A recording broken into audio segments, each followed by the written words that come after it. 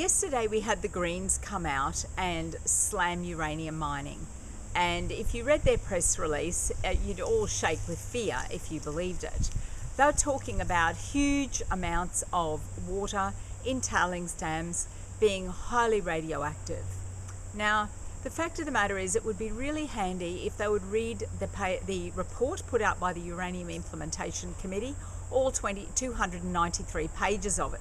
That would be helpful, because they've taken some concerns and just, as usual, blown it out of proportion. And what we find now is an actual fact, is that radioactivity is found basically everywhere we go. So if you sit on a plane from Sydney to Melbourne, for example, you're going to pick up some radiation just doing that. Now, we're talking about uranium mining being done under UN-controlled regulations, and it's going to take about 3 to 4 years minimum to get approvals through for any of the mines that they're looking at. And they're more likely to be looking at mines that are going to be very, very productive, very cost effective, than to be doing ones that are a little more tricky.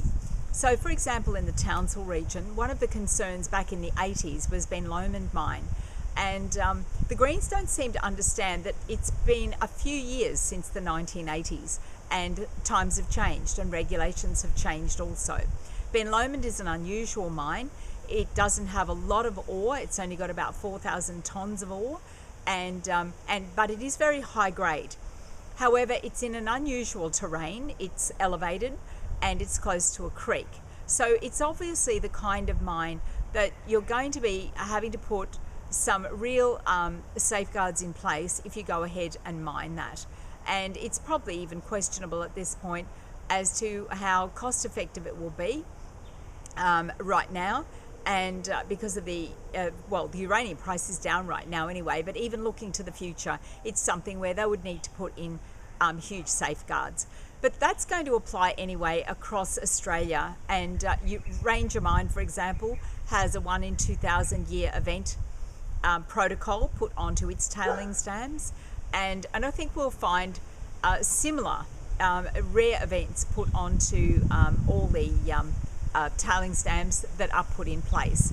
And there's new technology now that Ranger is employing where they can actually sort of have large kettles where they boil off the water and end up with like a minimal sludge.